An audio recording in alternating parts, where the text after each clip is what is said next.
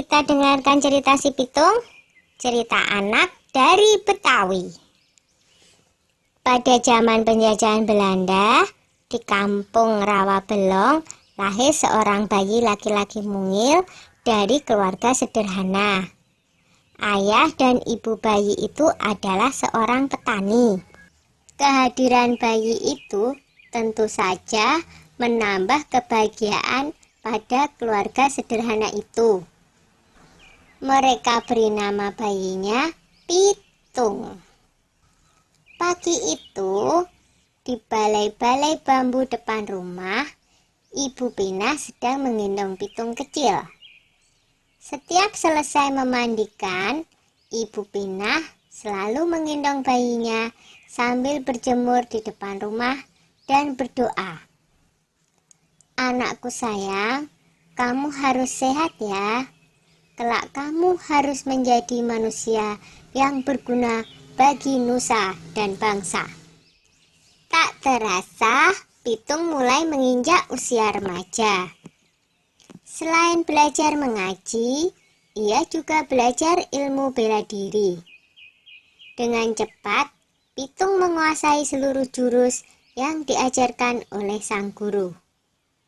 Sampai akhirnya, sang guru mewariskan ilmu Pancasona kepadanya, yaitu ilmu kebal senjata.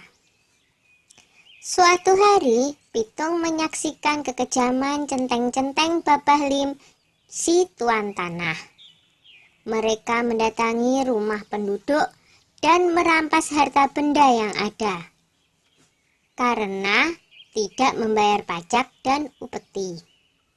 Dengan kejam, mereka memukul dan menyeret para penghuni rumah.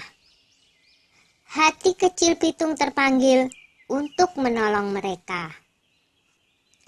Ini adalah saat pertama Pitung membela orang lemah. Pitung tak tega melihatnya. "Hai centeng-centeng, kenapa kalian merampas harta orang dan menindas orang yang tak berdaya? Kalau berani, sini lawan aku," tantang Pitung. Mendengar itu, si pemimpin centeng marah.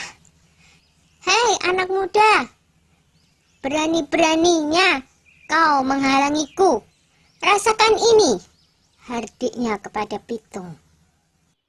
Pemimpin centeng menyerang Pitung dengan gencar.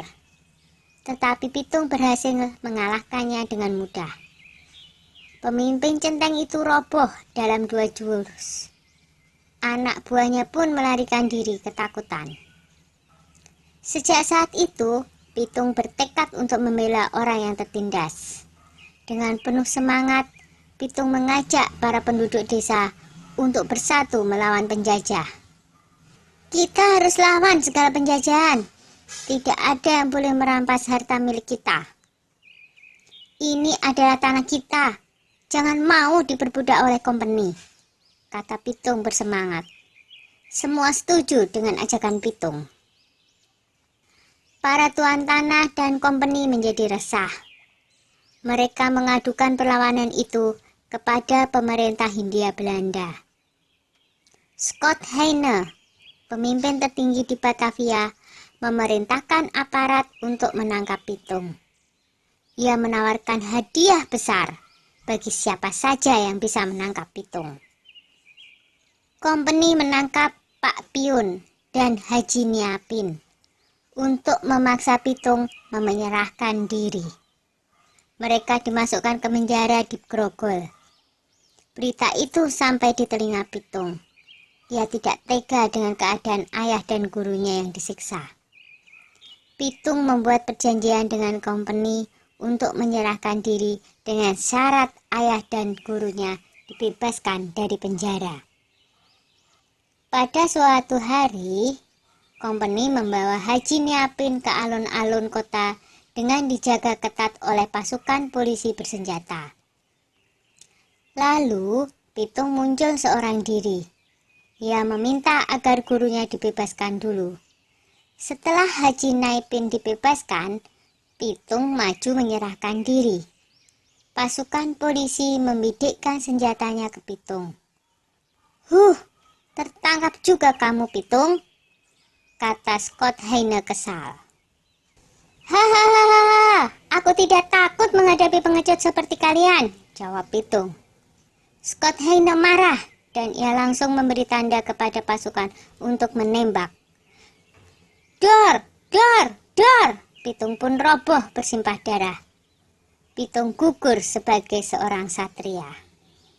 Beberapa bulan kemudian, Scott Heine dipecat dari jabatannya karena menembak orang yang tidak melawan ketika ditangkap. Pitung gugur sebagai pahlawan dan akan selalu dikenang oleh generasi-generasi berikutnya. Sudah dulu ya cerita si Pitungnya. Jumpa lagi di cerita lain.